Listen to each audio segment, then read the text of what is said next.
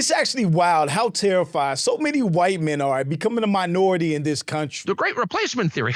Yeah, a theory. Okay. It's the realest thing there is, and it's happening not because unseen hands are orchestrating it, though clearly they are, but because the native peoples of all these countries are participating in it enthusiastically. But it's not random. Their fears are actually rooted in their own history because they know how bad they've treated black people and most minorities throughout the history of this country. And all of a sudden, the demographics are changing and there's nothing they can do about it. 10 million illegal immigrants in 4 years, and then whites and Christians are going to be the minority. And that's true in Canada, Australia, all the countries in Europe. So you could say there's 2 billion people, but what's the proportionality? What is the percentage of people being born that are white? Where's the arrow pointing? Where are we going to be in 50 years? In 50 years, there might be an Israel. In 50 years, there isn't going to be a white Christian. This country is becoming more black and brown every day while white birth rates continue to decline. That's why we're seeing white man fight back protests. Man, fight back! White man, fight back! Or Elon Musk tweeting about the danger that white America is in based on his own racist homeland. That's why we're seeing white men say no more white guilt. And I'm just over this white guilt, white shame type stuff. I'm not advocating for white supremacy. I'm just advocating the end of white silence and the end of white guilt and the end of white shame. Or the vice president saying, don't apologize for being white. In the United States of America, you don't have to apologize for being white anymore. All of that anxiety stems from a guilty conscience. I think that white people are so guilty, knowing what they've done to black people, that they feel if the deeds were reversed, they would hate the black man if he had done the same thing to them. Whether they admit it or not, they're fully aware of the horrible, brutal treatment of black Americans since the inception of this country. From the brutality of slavery to Jim Crow to the violent resistance of civil rights. Not to mention all the beatings, shootings, lynchings that's happened against black people in this country at the hands of white racists since then. And because of how terrible black people were treated in this country while white people had uncontested power, they're terrified that when they lose dominance, when they become the minority, they'll be treated the exact same way they treated black people. They're literally counting down the days until whites are a minority in America. There's a genocide going on right now. It's against whites. They're afraid that their own white supremacist tactics will be turned on them. And in reality, the only thing that black people want is to be left alone by white people. They don't want revenge. They don't want to replace us, as some extremist groups have said. They just want to live life in peace, the way they want to live. But I'm Jew. Welcome to the channel. Please like and share the video. Don't forget to sub. Now, let's get into it. The great replacement theory. Yeah, a theory. Okay. It's the realest thing there is, and it's happening not because unseen hands are orchestrating it, though clearly they are, but because the native peoples of all these countries are participating in it enthusiastically and then enforcing its rules against anyone who questions it. So in Great Britain, if you were to say, wait, what the hell is this? This looks nothing like the country I grew up in. Guess who's going to arrest you? Your fellow Britons, the ones whose great-grandparents lived here, the whites. They're the ones totally determined to eliminate themselves. White people made it their mission to travel the whole entire world, claim distant lands, colonize and enslave the native people. And if that didn't work, bring people of color from other lands to enslave them to benefit from their free labor. White folks been white folking for how many years? Right. Since white folks appeared on this earth, they have made it their goal to hurt other people. While other people were teaching other people, white folks' only mindset was to hurt them. And you got black fatigue. And like I said, when you've been the bully of the whole entire world since people have been on this earth, you can't play victim now and act like if other people are in charge, we're in trouble. We gotta fight back. And because they've now raised a generation or two of men that basically hate women, incels, their birth rates are drastically declining. Dating women is gay. Having sex with women is gay. You know what? Women suck. Like, they're talking too much. They're not hot anymore. Like, you're fat, you're chubby, you're not as hot as you think you are, you talk too much, you should not seek sex, because if you seek sex, you will become gay, because sex is a gay act. And they're feeling the pressure because they won't be the majority in this country for much longer. The ultimate dispossession of whites. It will come culturally, politically, artistically, musically, demographically. You are describing the very thing that you would probably never permit or never countenance if we were discussing some non-white country. Imagine whites or any other non-Mexican group were pouring into Mexico, more likely to commit crimes, more likely to go on welfare, demanding ballot White people are the leading recipients of welfare in America. papers in English. Hold on, let me finish. I would never argue let that me Mexico is the same as America. The countries were founded in very different ways. They were created in very different ways with different ideals. In other words, what you're saying is because America and all white countries are inhabited by white people, dispossession is good for us, but it doesn't work for anybody else. No, That's I what you're arguing. don't see it as dispossession. I see it as an Of course expansion you of don't. equality. I see it as an expansion of civil rights and equality on the very ideas on which the country was founded. Because America, as you are talking about it, is a stagnant identity. It is a place in time. The way these white supremacists, white nationalists, white racists see America is 1940s America, before black people had civil rights, before black people and women had voting rights, when black people in some places weren't even allowed to own property. When they talk about Make America Great Again, they're talking about that time frame. When Donald Trump and his administration is trying to rewind the hands of time, they are trying to go back to that time period. But they're panicking because not only are we not going back to that time period, but we're going forward to an even more diverse America, which is the last thing that they want. But America, in the way that it's always existed, is an expansion of equality. I see it as an expansion of civil rights and equality on the very ideas on which the country was founded. Because America, as you are talking about it, is a stagnant identity. It is a place in time. But America, in the way that it's always existed, is an ideal. It's progress. The very first citizenship law passed in 1790 by the very first Congress, reserved. Of course, the founding fathers of this country did not have black people, Asians, Spanish, Muslims in their thought process when they were drafting the Constitution in the 1700s. They were all slave owners. But as time goes on and slaves are freed, they deserve rights. They deserve the right to own land and everything else that a white citizen has. Of course, laws are going to have to change. Society is going to have to evolve. You have immigrants coming in at a certain point. Just because the founding fathers hundreds of years ago didn't have people of color in their thoughts when they were writing the Constitution doesn't mean that's the way it's supposed to stay. Naturalization to free white persons of good character. They wanted a white country. They wanted a white country. They continue to want a white country from 1965. What you're saying is completely revisionist. The idea that America's founded on, it's up for grabs. Come on, come on. That's complete nonsense. I never said it was up for grabs. Well, that's implied. The idea of America, in terms of working towards an ideal of equality in which all men are created equal, in which all communities have access to the same resources, the chance for life, liberty, the pursuit of happiness, that is the ideal. I know very well our founding fathers were slave owners. Yes. And I know very well that they probably did not imagine that America would be today what it is. However, appalled by the idea. Furthermore, what you're saying is somehow whites were about to choke to death on their own homogeneity when people like yourself kindly arrived at diversity and saved us from ourselves. No. He's never been punched in the face. We built a wonderful country that your ancestors could not have been. That is why people like you come here. Slaves built the country. And the more you come in larger numbers, you will change the country my ancestors built into something else. It is completely normal for me to wish to. Mr. Taylor, I've taken enough of your time. Get the fuck out of here, you racist. I think it's crazy that people can just outwardly be racist like this and it be justified by saying, I just want the country to stay what it was 400 years ago. What he's afraid of and people like him is being treated the way they treated black people for hundreds of years. They think if black people get in power that we're going to discriminate, be racist, and even violent against white people. When most of us could care less about white people and just want to live our lives in peace. We want to progress. We want to build community. We want to be financially flourishing. We're not going to round up a bunch of white people and put them in concentration camps. That's really not how black people are raised or built. I've been going back and listening to a lot of Malcolm X speeches lately, and it's just scary and kind of alarming how all of the things that he was saying back in the 1960s is so relevant and accurate today, almost to a T. We want freedom by any means necessary. We want justice by any means necessary. We want equality by any means necessary. We want it now, or we don't think anybody should have it. So whatever kind of action program can be devised to get us the things that are ours by right, then I'm for that kind of action no matter what the action is.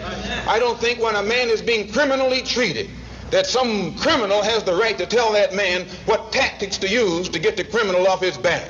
When a criminal starts misusing me, I am going to use whatever is necessary to get that criminal off my back. And the injustice that has been inflicted upon Negroes in this country by Uncle Sam is criminal. And what you and I have to let the man know is we are peaceful people. We are loving people. We love everybody who loves us. But we don't love anybody who doesn't love us. How can that be so accurate to everything happening right now? I saw a tweet a couple days ago. If I find it, I'll put it in here. It basically summed up how I feel. I'm pro-black. I love black people. I support black people. I'm not anti anything or anybody other than people that hate black people. And that includes other black people if they're anti-black. Other than that, it's all love to everybody as long as you support black people. We're nonviolent with people who are nonviolent with us. But we are not nonviolent with anyone who is violent with us. White population in the United States, 1790, it was 80.7%. 1910, 88.9%. And then those numbers started dropping around 1980, baby. 79%, 75%, 69%, 63%, 57%. 56% is a huge drop from what it was. And it's only going to keep dropping with the decline of white birth rates and the influx of more people of color in this country. 56% is a lot. It should be less than 10% soon, inshallah.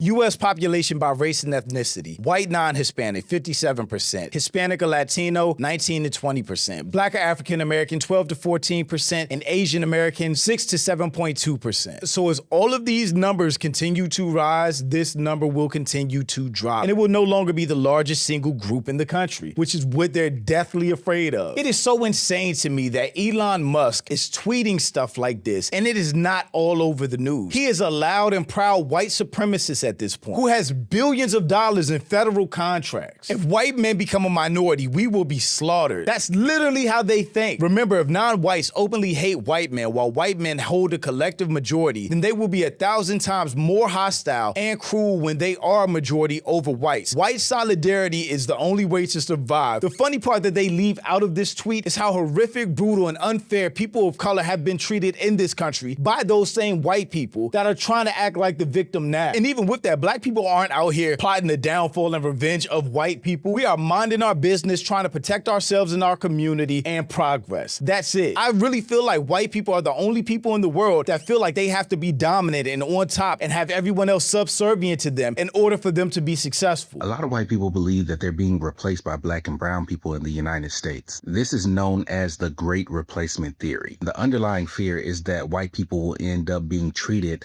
like black and brown people have ultimately been treated historically. And that's just not true. That's not who we are. If we wanted revenge, we would have gotten that 100 years ago. What I want is for those white people that believe in this theory to understand that whiteness can exist without dominance in this nation. The hallmark of whiteness does not have to be being on top. And I mean, think about it. Would it be so bad if black and brown people ran things on an equal level? For them, yes, absolutely. Because they're already trying to reverse us back to a white Christian nationalist country. It just seems like if white people aren't driving the ship, they don't want to be on it. Black and brown people aren't trying to replace you. We're just trying to exist. That's all. Your birthright isn't to dominate or be number one. Your birthright is to exist and have a good time. That's how most of us think. That's how black people are raised, just to exist, live your life, do the best you can, progress, have fun, raise a family, have friends, have a community. That's black people. And really not think about anybody else or any other race. Black people think about black people for the most part. Meanwhile, white people are raised with superiority complexes. They're raised to believe that they are better than everybody else, that they got to where they are in life because of their talents, because of how special they are. Meanwhile, they had every helping hand in the world, as opposed to black people that basically have to get it out the mud every generation. No help, no assistance for real. And they look down on everybody else because of where they are in life, not knowing they got a huge head start. This is a natural progression.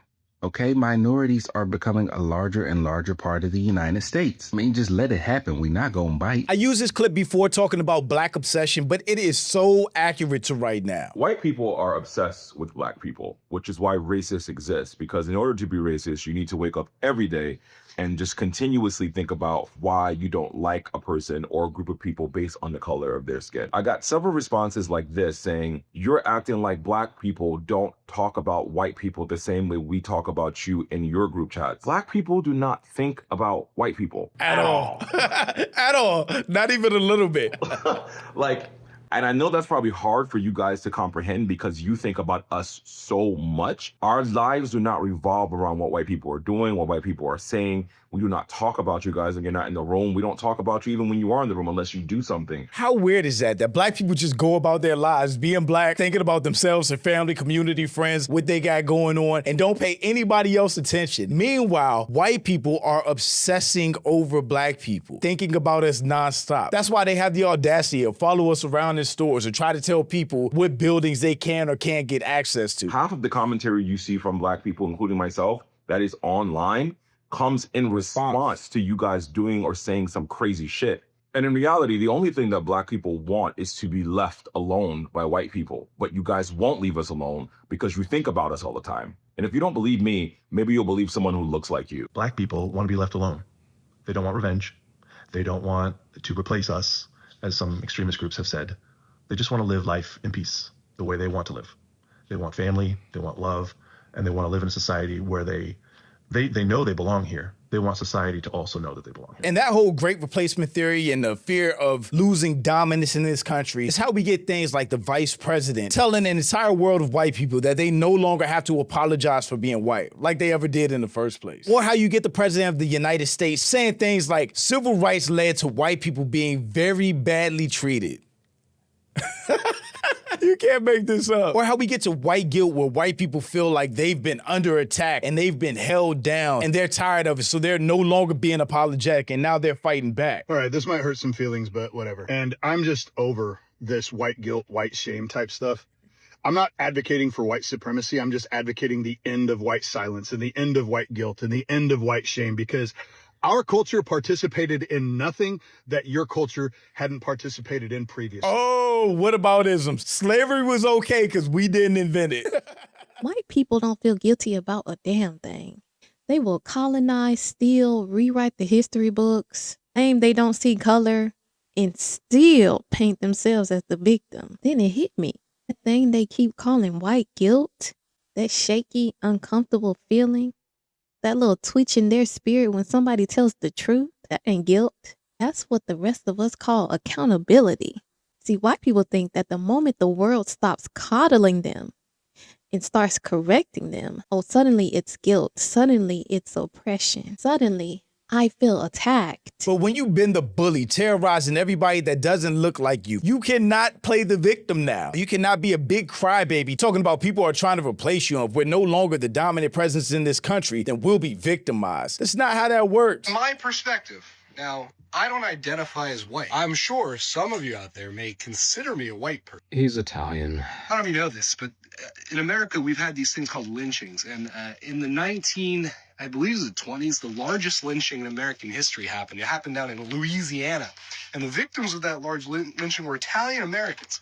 I'm being really nice about this, but just for the sake of self-preservation, don't talk sarcastically to black people about lynchings. It wasn't the 1920s, it was 1891. 11 Italian Americans were lynched after a white mob broke into a prison. It was racist and tragic. When you look at the amount of lynching that happened in the United States, 3 times more black people were lynched than every other group of people combined. Please don't try to play a numbers game about lynching with black people. Now for the main thing. Other black people, in my opinion, like I'm not black, so maybe I'm speaking out of turn. He said other black people.